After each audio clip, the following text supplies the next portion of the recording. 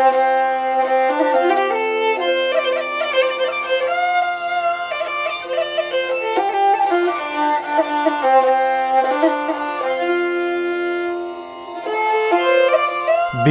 जानकार र विशेष व्यक्तिहरूसँग कुराकानी कार्यक्रम नेपाल संवाद।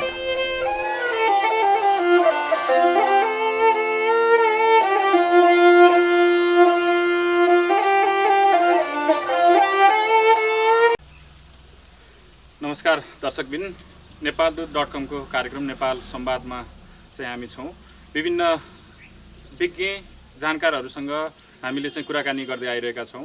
यसै सन्दर्भमा आज चाहिँ तपाईहरु माझ हामीले एकजना विश्लेषक जो चाहिँ हरेक क्षेत्रमा चाहिँ हामी अब्बल देख्छौँ, चाहे राजनीतिक विश्लेषक भनौँ अथवा वातावरणीय हिसाबले अथवा चाहिँ एउटा पोखराको एउटा इतिहासको हिसाबले त्यस्तो व्यक्ति आज तपाईहरु माझ चाहिँ प्रस्तुत गर्न गइरहेका छौँ। र आजको श्रृङ्खलामा पनि हामी विशेषतः यो कोरोना भाइरस र चाहिँ कोरोना भाइरसको कारणले उत्पन्न भएको यसले चाहिँ सिर्जना गरेको परिस्थितिको बारेमा चाहिँ छलफल गर्नेछौँ। र आज कार्यक्रममा तपाईहरु माझ हुनुहुन्छ विश्व सिग्देलज्यू, यहाँलाई कार्यक्रममा स्वागत छ। विश्व एउटा चाहिँ महामारीको अवस्थामा छ। सुरुमा तपाईको दिनहरु कसरी बित्दैछन् यो लकडाउनको दिनहरु? जति अप्ठ्यारो कल्पना गरिएको छ त्योभन्दा म धेरै सहज तरिकाले बिताउँदैछु। सहज कुन अर्थमा भन्दाखेरि म यसलाई जुनसुकै कठिनाइहरूलाई पनि हामीले त्यसलाई नकारात्मक हिसाबले तनाव लिने, चिन्ता लिने भन्दा त्यसबाट पनि त्यो पनि एउटा अवसर हो भनेर सोच्न सकियो भने तनाव पनि कम हुन्छ र त्यसबाट केही उपलब्धिहरू पनि हुन्छन्। म साथीहरूलाई के भन्छु भन्दाखेरि वर्षौँदेखि पढ्न इच्छा भएका किताबहरू हुन सक्छन्, समयले पढ्न पाएको हुँदैन। वर्षौँदेखि सुन्न नपाएका सङ्गीतहरू हुन्छन्, रहरहरू हुन्छन्, त्यो जीवनको आपाधापी ती चिजहरू सुन्न पाइएको हुँदैन। र कहिलेकाहीँ आफैलाई एकछिन रोकिएर आत्मनिरीक्षण गर्ने, आत्मचिन्तन गर्ने, आत्मपरीक्षण गर्ने अवसर पनि मान्छेहरूलाई हुँदैन। धेरै दौडधुपको जिन्दगी हुन्छ। त्यो अवसरहरू पनि यसले उपलब्ध गराउन सक्छ। र अर्को म के भन्नु गर्छु भन्दाखेरि सामान्य एउटा घरलाई राम्रो बनाऊ, बोट बिरुवाहरू सारौँ, सागपातहरू यताउति गरौँ, हरियाली बनाऊ भन्ने ती रहरहरू पनि हुन्छन्, त्यो स्वाभाविक हो। अब ती अवसरहरूबाट मान्छेले समय नपाएर मात्र रहरमा मात्रै टुङ्गिरहेका कुराहरू हुन्छन्। यी आदि इत्यादि गरेका अवसरहरू यो कोभिडले दिएको छ। यसको मतलब तपाईले चाहिँ यो कोरोनाको जुन यो महामारीको लकडाउनको अवस्था छ यसलाई चाहिँ भरपुर प्रयोग गर्नुभएको छ। र म साथीहरूलाई पनि के भन्न चाहन्छु भन्दाखेरि यी आफ्ना सबै रहरहरू, सबै आकाङ्क्षाहरू, सबै इच्छाहरू पुरा गर्ने अवसर पनि हो। र अर्को के हो भन्नुहुन्छ भने म कुरा गर्न चाहन्छु, हाम्रो पूर्वीय मान्यतामा ऋषिमुनिहरू शान्तिको निमित्त, चिन्तनको निमित्त, केही चिज प्राप्तिको निमित्त जङ्गल जान्छन् नि, ओडारमा जान्छन्, नदीको किनारमा जान्छन्, एकान्तमा जान्छन्, स्वाध्याय गर्छन्, ध्यान गर्छन्, तपस्या गर्छन् नि। त्यहाँबाट जुन आउटपुट आउँछ त्यो समाजलाई कन्ट्रिब्युट गर्छ। हामीले कहिले गरेका छौँ, यसले यो अवसर दिएको छ। जङ्गल जान परेको छैन, हामी घरमै ती चिजहरू प्राप्त गर्न सक्छौँ। र भौतिक त्यो बुद्ध साहित्यमा अथवा खास गरी भगवान् बुद्धले पनि एउटा ध्यानको विकास गर्नुभएको छ। तपाईँले सुन्नु होला विपस्यना भनेर। र विपस्यना कम्प्लिट कोर्स गर्ने हो भने झन्डै 2-3 महिना लाग्छ। तर त्यसलाई हामीले सानो सानो बनाउँदै अहिले 10 दिनको बनाएका छौँ। र त्यो एउटा यस्तो अवसर हो, त्यो पनि एक प्रकारको लकडाउन हो। त्यो समय अवधिभरि त्यो मान्छेलाई त्यो इनर ट्रिप, भित्रको यात्रा, अन्तर्यात्रा र अन्तरको निरीक्षण गर्ने जुन अभ्यास गराइन्छ त्यो हामी यहीँ बसेर गर्न सक्छौँ। यो अवसरहरू हामीलाई उपलब्ध छ। अब रोएर बस्ने होइन, तनावमा बस्ने होइन, अब खालि नकारात्मक चिन्तन गर्ने होइन, यो भइहाल्यो। भइहालेको चिजलाई सकारात्मक रूपले लिने हिसाबमा म खुसी छु। निकै रुचि राख्नुहुन्छ। अवश्य पनि यो लकडाउनको अवस्थाले हामीले धेरै फ्युल बर्निङ चाहिँ रोकेको छ। वातावरणीय हिसाबले पनि केही चाहिँ पाउनुभएको छ होला नि, जुन आध्यात्मिक हिसाबले अथवा अरू चाहिँ सदुपयोग गरेर जस्तै वातावरणीय हिसाबले चाहिँ कस्तो देख्नु भएको छ? यो त कस्तो भन्नुहुन्छ भने पृथ्वीले थकाइ मार्यो र हामीले पृथ्वीलाई थकाइ मार्न दिनुपर्ने थियो। पृथ्वीलाई आराम दिएरै पृथ्वीको उपयोग गर्नुपर्ने थियो। पृथ्वीको सम्मान गरेरै हामीले पृथ्वीलाई चाहिँ नि दोहन गर्नुपर्ने थियो। त्यो हामीले गरेनौँ र पृथ्वी अत्यन्तै दुखी, अत्यन्तै आक्रान्त र अत्यन्तै रोग व्याध, स्वयं पृथ्वी नै व्याधि थिइन्। र यो 30-32 दिनमा अब हेर्नुभयो भने तपाईँ नदीमा माछाहरू आउन थालेका छन्, नदीमा भ्याकुता गङ्गटाहरू टटर गर्न थालेका छन्। ती हिजो त्यो अत्यन्तै लोसाएका चराहरू पनि अहिले अलिक फुर्ती छ। तपाईँ चरा सम्बन्धी तपाईँलाई ज्ञान छ, तपाईँले हेर्नुभयो होला, चराहरू चाहिँ फुर्तिला भएको छ। अब जनावरहरू अहिले ढुक्क छन्, जनावरहरू खुसी छन्, वातावरण राम्रो भएको छ, सुन्दर भएको छ, हिमाल राम्रोसँग देख्न पाउनु भएको छ।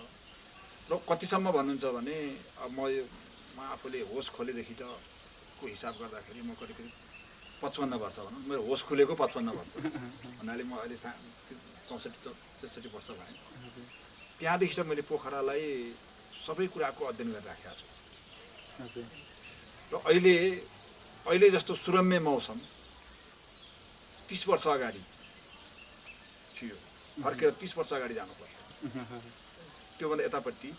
र यो महिनासम्म सिरो कोड्ने भनेको 30 वर्ष यता थिएन। धन्नै औसतमा चाहिँ 3-4 डिग्री सेन्टिग्रेड कम भएको छ। र यो कुनै अस्वाभाविक घटनाको कारणले यो घटेको होइन। किन भन्दाखेरि अब तपाईँले अहिले भनिहाल्नु फ्युल बर्निङको कारणले भएको छ, अब थोर बहुत केही कारखानाहरू छन् तिनीहरूको कारणले भएको छ, र मान्छेको अनावश्यक गतिविधि दौडधुप आदि इत्यादि क्रियाकलापहरूले भएको छ। र अब हामीले के सोच्न पर्ने हो भन्दाखेरि अब प्रकृतिले हामीलाई एउटा अवसर दिएको छ, त्यो फेरि सोच्ने अवसर दिएको छ। अब त्यो गल्तीलाई हामीले अन्धाधुन्द विकासको नाममा जुन प्रकृतिको दोहन गरेन, त्यो गर्न नहुने हो। जस्तै वातावरणीय हिसाबले पनि हामीले सुन्यौँ ओजनको जुन पुवाल भनेको छ त्यो पनि घट्दैछ र अब पुरिनै लाग्ने अवस्थामा पनि छ भन्यो। त्यो कारणले यो लकडाउन पनि विश्वको लागि र यो पर्यावरण वातावरणको लागि चाहिँ फाइदाजनकै हो कि पोजिटिभ? त्यसबाट हामीले सिक्नुपर्छ, त्यसबाट गल्ती गर्न हुँदैन। अलिकति प्रसङ्ग बदल्न चाहे, जस्तै एउटा भूकम्प पनि हामीले खेप्यौँ केही समय अगाडि। नेपालमा महाभूकम्प चाहिँ गयो र महाभूकम्पको बेलामा चाहिँ देशका राजनीतिक दलहरू एकै ठाउँमा चाहिँ जुटेको चाहिँ हामीले देखेका थियौँ। र अहिले पनि त्यस्तै खालको एउटा चाहिँ महाविपत्तिको चाहिँ एउटा घडीमा छौँ। र यो अवस्था, यस्तो सङ्कटमा चाहिँ खासै दलहरू सबै चाहिँ जुटेको जस्तो देखिँदैन। त्यसमा यहाँको राय चाहिँ के छ? अब यो विषयमा त म हिजो आज राजनीतिक टिप्पणीबाट म अलिकति अलग बसेको छु। हजुर, किन अलग बसेको छु भन्नुहुन्छ भने तपाईँ त्योसँग अपेक्षा गर्नुहुन्छ जोसँग त्यो सामर्थ्य रहन्छ। तपाईँ त्यो थारो भैँसीसँग दुध दुहुन त जानुहुन्छ बाल्टिन लिएर, दुध आउनेसँग जानुहुन्छ। अब यो हाम्रो राजनीतिक परिस्थिति यति धेरै विषाक्त भइसक्यो, यति धेरै प्रदूषित भइसक्यो। अब हाम्रो नेताले के निर्णय गर्छन् भनेर सोच्नुभन्दा अगाडि के आदेश आउँछ हाम्रो नेताहरूलाई भनेर सोच्नुपर्ने अवस्था आइसक्यो। मैले दिल्लीको राजनीतिको विश्लेषण गरेँ भने, मैले बेजिङको राजनीतिको विश्लेषण गरेँ भने, मैले अमेरिकी राजनीतिको विश्लेषण स्मुथली गर्न सकेँ भने अब हाम्रो यहाँको नेताले के बोल्छन् भने मलाई थाहा हुन्छ। अब यो अवस्थामा म त्यसरी जान्नु, तर यो अत्यन्तै दुर्भाग्यपूर्ण कुरा हो। यत्रो सारा देश मिलेर अनि यत्रो महामारीको विरुद्ध एक भएर जुट्ने बेलामा दलको बिचको द्वन्द्व त कुरै छोडिदिनुहोस्, दलभित्रको द्वन्द्व, चाहे त्यो काङ्ग्रेसमा भन्नुहोस् प्रतिपक्षी दल, चाहे सत्तारूढ दल, त अझ सबैको आन्तरिक द्वन्द्व झन् बढी देखिन्छ। यो दुर्भाग्यपूर्ण कुरा हो। र यसले के देखाउँछ भन्नुहुन्छ भने यो कोभिडको चाहिँ नि व्यवस्थापन भएपछि यो सधैँ त यसरी नबस्ला, हामी एक दिन उठाउँला, एक दिन जागौँला, यो पनि जाला भागेर। र त्यसपछि देशमा जुन एउटा राजनीतिक रिक्तता जुन आउँछ, त्यो रिक्तता भर्नको निमित्त राम्रो शक्ति आइदिए त ठिकै छ, कहीँ कतै नराम्रो शक्ति आउन सक्छ। यसको उदाहरण म तपाईँलाई कसरी दिन्छु भन्नुहुन्छ भने जुन स्पेनिस फ्लू आयो आज 100 वर्ष अगाडि, अहिले युरोपलाई हरायो र हामीले के नोटिस गरेनौँ भन्दाखेरि इभन भारतमा समेत 1 लाख मान्छे मरेका थिए त्यतिखेर। तपाईँहरू साहित्यकार हुनुहुन्छ, त्यो निराला सुन्नु छ, उहाँको त उहाँ मात्रै बाँकी रहनु भएको थियो त्यो स्पेनिस फ्लूबाट, उहाँ मात्रै बाँकी, उहाँको परिवार श्रीमती आदि इत्यादि इत्यादि। र त्यसपछि त्यो फ्लू जाने बित्तिकै जुन त्यो सारा संसारमा जुन एउटा रिक्तता आयो, त्यो रिक्तताको कारणले धेरै देशका सत्ता पल्ट्यो, धेरै देशमा चाहिँ क्रूर सैनिक तानाशाहहरू स्थापित भए, धेरै किसिमका चाहिँ आर्थिक अराजकताहरू, त्यो ग्रेट डिप्रेसन भन्छ त्यतिखेरको एउटा अवस्था छ, डिप्रेसनको अवस्थाहरू आयो। र पहिलो र दोस्रो विश्वयुद्धपछि जुन युद्धका विभीषिकापछि पनि त्यो समस्याहरू आयो। र म के हेरिरहेको छु भन्दाखेरि भूकम्प भनेको त हाम्रो देशको मात्रै समस्या थियो, अब यो जुन विश्वव्यापी समस्या हो त्यसले एउटा जुन रिक्तता पैदा गर्छ, र त्यो रिक्तता फुलफिल गर्नको निमित्त कुनै अस्वाभाविक घटनाहरू घट्न सक्छ। हुनसक्छ राजनीतिक व्यवस्थामा फरकहरू आउला, हुनसक्छ हाम्रा सिमानाहरू परिवर्तन होला, देशहरू थपघट होलान् इत्यादि इत्यादि हुनसक्छ। त्यो व्यवस्थापनको निमित्त इन टाइम हामीले सोच्न सकेनौँ भने अब अरूको ठेक्का लिने कुरो त भएन। कमसेकम हामीले हाम्रो बारेमा यो विभीषिका पछि हुन सक्ने आउन सक्ने अस्वाभाविक आपदाहरूको व्यवस्थापन कसरी गर्न सकिन्छ भनेर हामी सोच्नु जरुरी छ। किन जरुरी छ भन्नुहुन्छ भने अहिले त सबै इलिमेन्टहरू लकडाउनको बन्दै छ। मैले अहिले भर्खर सुने काठमाडौँको त्यो थुनुवाघरमा त्यो झन्डै 150-200 मान्छे अनवरत हुन्थे प्रहरीको थुनुवाघरमा, अहिले एउटा पनि छैन। भनेपछि के ती सबैलाई चाहिँ त्यो यो कोभिडले बाँधेर राखिदिएको छ। र जुन दिन त्यो फुक्छ नि, फुक्दाको भोलिपल्ट त्यहाँ अभाव छ, गरिबी छ, बेरोजगारी छ, थात थलोको दिन ठेगाना छैन, जुन लयमा जिन्दगी गइरहेको थियो त्यो लय अवरुद्ध भएको छ। र त्यो अचानक खोल्ने बित्तिकै राज्यले व्यवस्थापन गर्न नसक्ने, राज्यले धान्न नसक्ने, राज्यले उनीहरूलाई तहलाउन नसक्ने अवस्था आउन सक्छ। यो हामीले विगतमा भएका यस्ता घटनाहरू, अहिले मैले भनिहालेँ स्पेनिस फ्लू भन्नुहोस् अथवा विश्वयुद्धहरू भन्नुहोस् आदि इत्यादि विभीषिकाहरू पछिका घटनाहरू जसरी घटे, त्यसको निमित्त राज्य तयार हुनुपर्छ र पब्लिक पनि तयार हुनुपर्छ। जस्तै भूकम्पको धेरै समय पनि भएको छैन, भूकम्पले एउटा ठुलै सङ्कट निम्ताएको थियो, तर त्यो भूकम्पकोले चाहिँ जुन सिर्जना गरेको अवस्था थियो त्यो चाहिँ जनताहरूले पनि बिर्सिसकेका छन्, र त्यो चाहिँ हाम्रो नेताहरूले पनि बिर्सिसकेका छन्। जुन चाहिँ एउटा माथिल्लो तहमा बसेर नीति नियम बनाउनु पर्ने हो त्यो ठाउँमा पनि बिर्सिसकेका छन्। जस्तै अहिलेको कोरोनाको केसमा हेर्दा पनि विश्वमा कोरोना सुरुवात भइसकेपछि पनि नेपालमा अझै केही अवसरहरू थिए, नाकाहरू मात्र बन्द गरेर पनि जोगिन सक्ने, त्यतिखेर त्यसै पनि ढिला भयो। र अब चाहिँ हामी यो पोस्ट कोभिडको कुरा स्पेसली जुन चाहिँ जोड्न खोज्नुभयो हजुरले, यो लकडाउन खुलेपछिको अवस्था के होला, त्यसको लागि पनि राज्य कस्तो तयारीमा रहनुपर्छ जस्तो लाग्छ? अहिले म यसैमा जान चाहन्छु। अझ मलाई एउटा डर कहाँ लागिरहेको छ भन्नुहुन्छ भने जस्तो धेरै टाढा नजाउँ, भारतमै जुन अहिले कोभिडको जुन समस्या अहिले त्यहाँ भइरहेको छ, धेरै ठुलो समस्या होइन, तैपनि त्यहाँ भइरहेको छ, त्यो भारतलाई म्यानेज गर्न गाह्रो भइरहेको छ। भारत जस्तो शक्तिशाली साधन सम्पन्न समृद्ध राज्यलाई गाह्रो भइरहेको छ। यदि त्यति नै समस्या हाम्रो देशमा भएको भए यहाँको अवस्था भयावह, यहाँ त केही नै भयो। अब हिजो त्यो पुनले त्यो के अरे त्यो डाक्टर पुनले भनेको मैले सुनेँ, त्यो त कोभिडै होइन भनेको छ, तपाईँले सुन्नु होला, यो कोभिडको भाइ हो यो भनेको छ, SARS-CoV के भनेको छ हाम्रो कहाँ त्यो छैन अहिले, भइदिएको भए अझ, तर अब हुनसक्छ भन्ने कुरा पनि हाम्रो यहाँ तयारी छैन, अझै पनि हामी मुक्त त छैनौँ।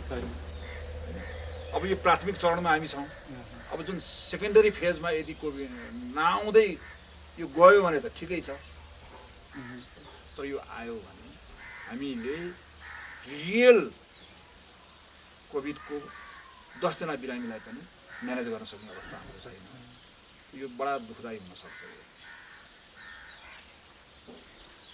जस्तै हो, राज्य नै पनि एउटा तयारी अवस्थामा छैन। सरकार हामी देखिरहेका छौँ, अब सुरुकै दिनमा 2 दिन 5 दिन नबित्दै राहतका मात्र कुरा भए, जहाँसम्म लाग्छ त्यो राहत पनि अलिक चाँडो नै भएको। अब भोकमरीको सिर्जना बल्ल चाहिँ उत्पन्न हुने अवस्थामा छ। सरकार चाहिँ त्यही एउटा गतिमा एउटा सिस्टममा गएको छैन भन्ने चाहिँ हामी सहजै अनुमान गर्न सक्छौँ।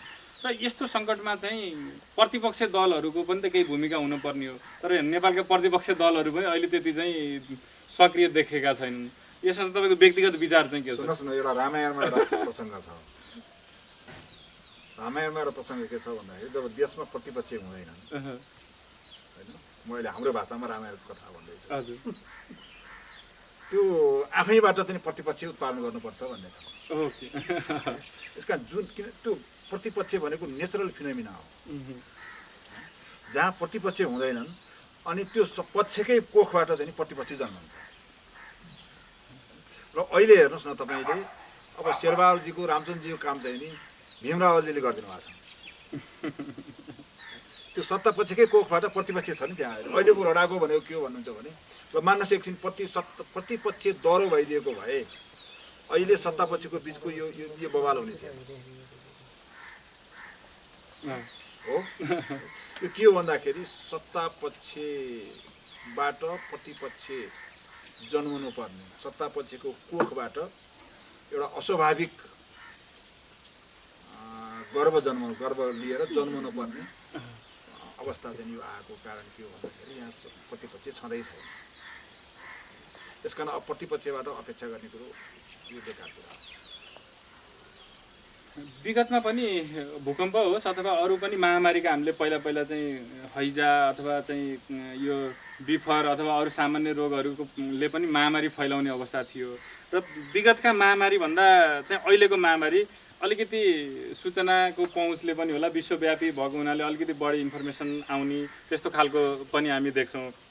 विगतका भन्दा अहिले यो खालको महामारीलाई कस्तो रूपमा फरक देख्नु भएको छ? मैले फरक के देखेको छु भन्नुहुन्छ भने, म नेपाली जनतालाई धन्यवाद दिन चाहन्छु। यो तपाईँले भारतमा जुन लकडाउन भयो त्यहाँ देख्नु होला, त्यो लकडाउनको अवज्ञा सरकारको विरुद्ध क्रान्तिको रूपमा लियो। ठाउँ ठाउँमा दङ्गा भयो, ठाउँ ठाउँमा गोली हाल्नु पऱ्यो, ठाउँ ठाउँमा असुविधा हाल्नु पऱ्यो, ठाउँ ठाउँमा त्यो व्यवस्थापन गर्न अहिले पनि भारतलाई गाह्रो भइरहेको छ। तर हामीहरूले त्यो राज्यको सामान्य आह्वानमा नम्बर 1, नम्बर 2 जुन हाम्रो सामाजिक सञ्जालहरू छन् र हाम्रो सूचनामा हाम्रो पहुँच छ, आम मान्छेको पहुँच छैन अहिले। त्यो कारणले सबै जनताहरू स्वत अनुशासित, स्वत नियन्त्रित, स्वयं आफूलाई चाहिँ होसियार राख्न सकेका कारणले यो समस्या भयावह नदेखिएको जस्तो मलाई त्यो लागिरहेको छ।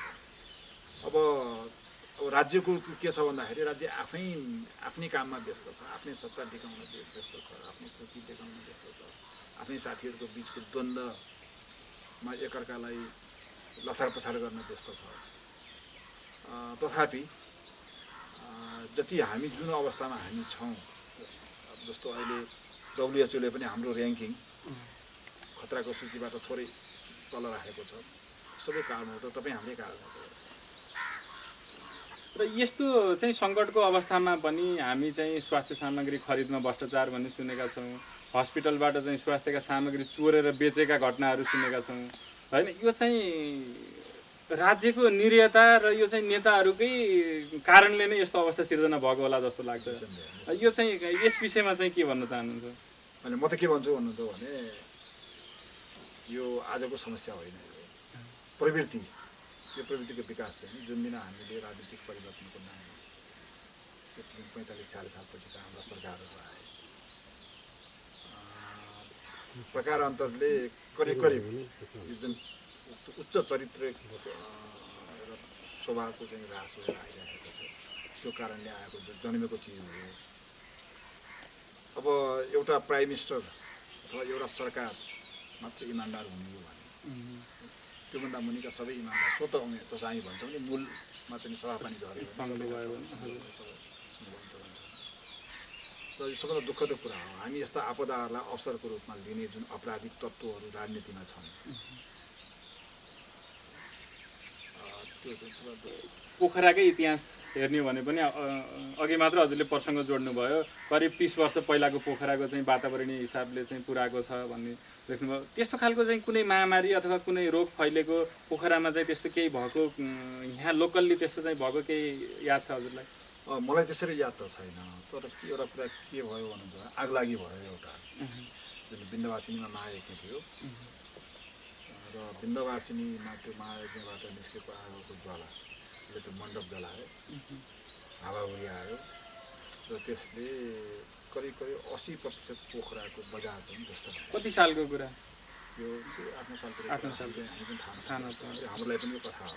हजुर यो सबभन्दा ठुलो आपदा यो पछि आएपछि त्यो हो र त्योभन्दा यतापट्टि जस्तो बिफरहरू अब त्यो समस्या पनि पोखरामा थियो भन्ने सुनिन्छ।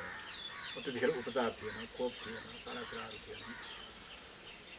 त त्यसरी चाहिँ नि मास स्केलमा महामारी आएर मान्छेहरू मरेको यो 50, 60, 70 वर्षको इतिहासमै एउटा जस्तै अब त्यो बाहेक रोग बाहेक पनि हामीले अरू प्राकृतिक विपत्तिहरू जस्तै आगलागीको त्यतिखेर दमकल अथवा अरू चाहिँ 8 साल भनेपछि धेरै पुरानो कुरो भयो। त्यसपछि पनि हामीले खेतीबाडीको कुरा पनि एक हिसाबले बिहोऱ्यौँ अथवा चाहिँ जमिन भाँसिने क्रमहरू पनि चाहिँ देख्यौँ। यसको बारेमा पनि खासै त्यस्तो तयारी देखिँदैन, 1-2 महिना चाहिँ त्यसको चर्चा चल्छ र फेरि मापदण्ड विपरीत घरहरू पनि बनिरहेका छन् र त्यस्तै खालका चाहिँ संरचनाहरू पनि बनिरहेका छन्। र यो कोरोना अथवा चाहिँ अरू रोगको विषयमा पनि लोकल्ली हेर्दा पनि हामीले खासै त्यस्तो धेरै तयारी चाहिँ लकिली जोगिएको जस्तो चाहिँ फिल हुन्छ।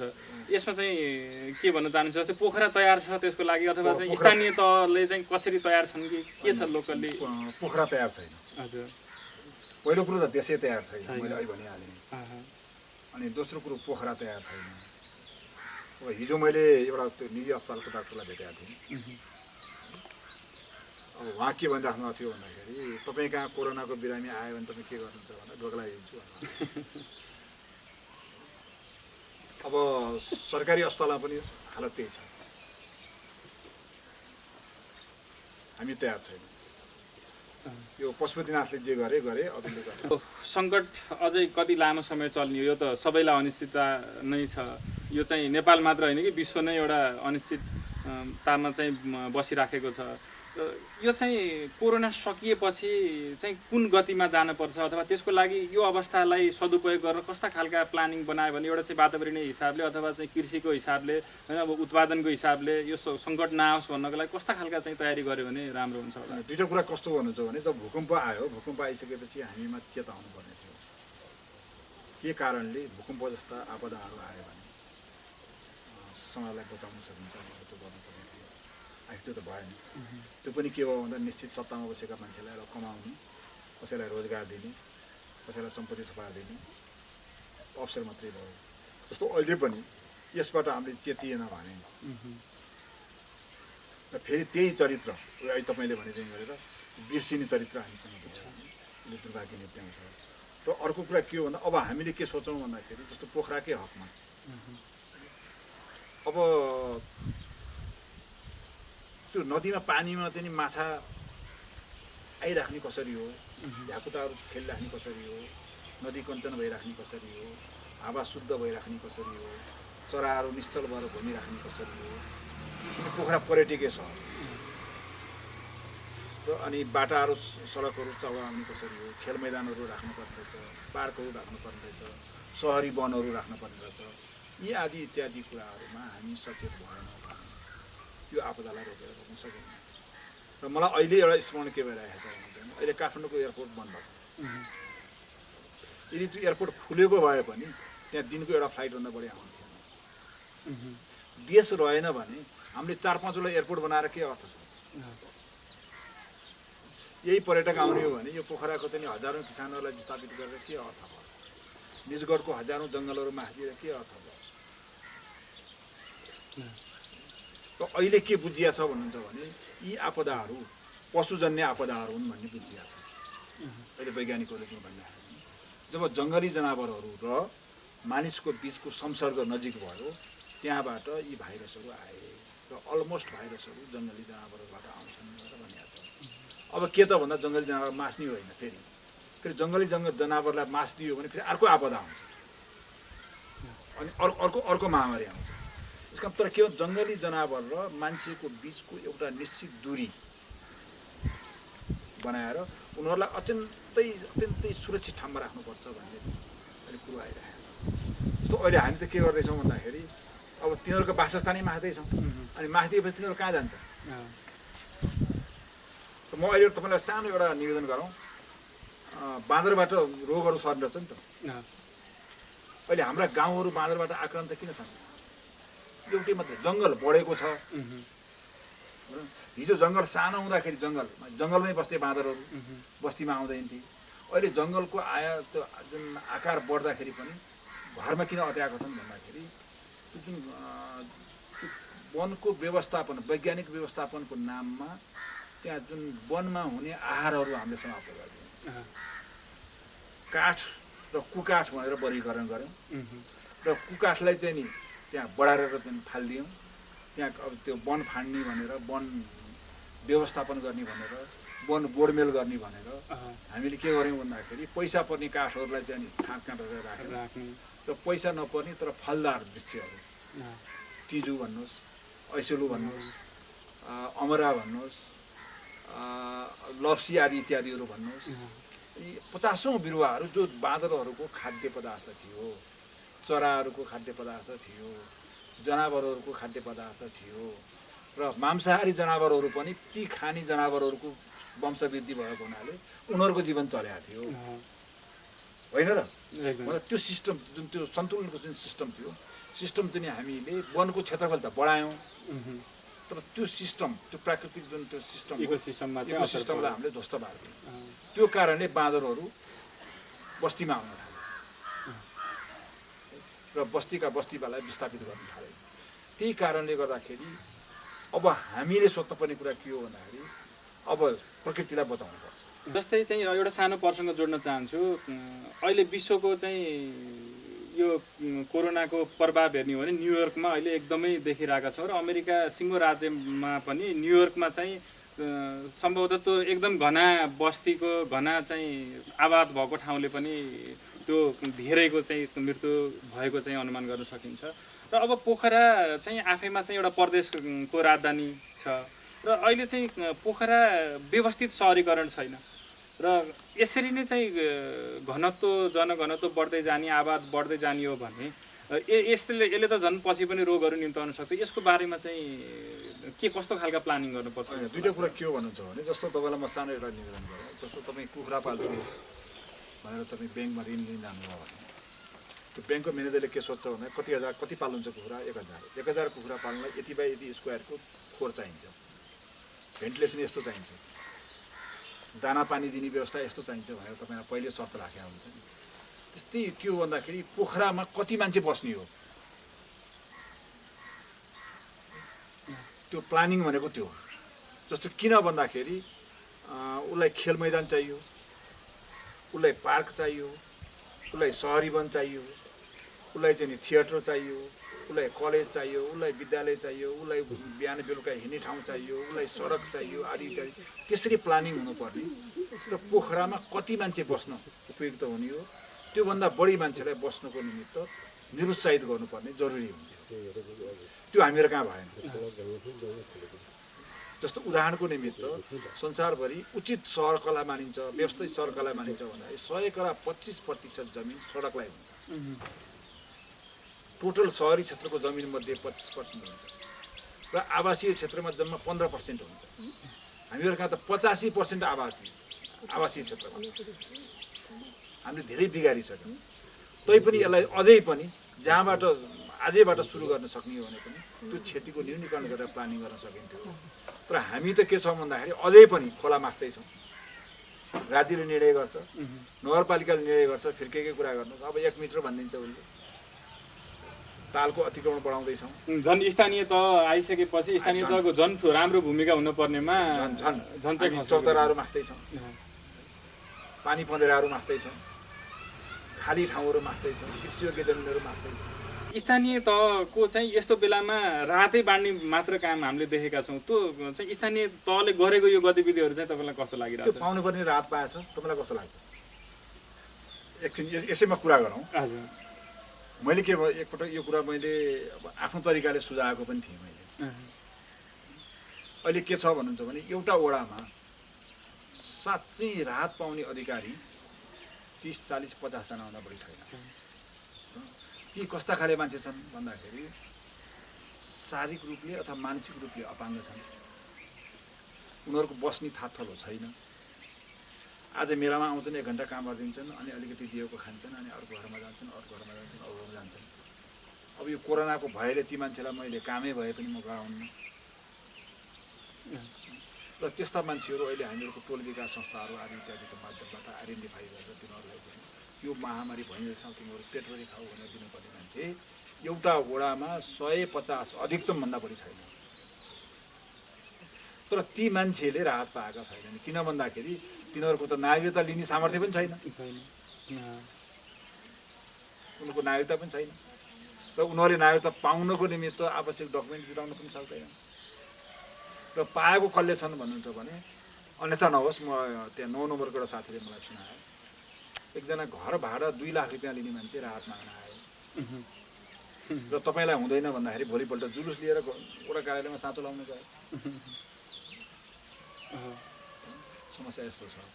त्यस कारण यो जुन राहत बाँड्ने भन्ने जो प्रोपोगन्डा मात्रै भएको छ, अब त्यसले सम्पत्तिको क्षय मात्रै भएको छ, तर प्रपर पाउनुपर्ने मान्छेले त्यो राहत पाएको छैन। अन्त्यतिर छौँ। यो महामारीबाट चाहिँ हामीले के पाठ सिक्ने? यसमा प्रमुख पाठ त के हो भन्नुहुन्छ भने प्रकृतिसँग छेडछाड नगर्ने र प्रकृतिको लयमा हिँड्ने हो। र हाम्रा जति पनि भौतिक विकासहरू छन् र त्यसलाई चाहिँ नि प्रकृतिसँग तादात्म्यता रहने गरेर विकास नगर्ने भने होइन। सडक पनि बनाउने हो, कारखाना पनि बनाउने हो, एयरपोर्ट पनि बनाउने हो, यावत चिजहरू गर्ने हो। देशको समृद्धिको निमित्त भौतिक विकास जरुरी छ, तर ती भौतिक विकासको निमित्त प्रकृतिको लयलाई अवरुद्ध गर्न जरुरी छैन, सँगसँगै जान सकिन्छ। र त्यो अभ्यास धेरै देशहरूले गरेका छन्, त्यो हामीले गर्छौँ।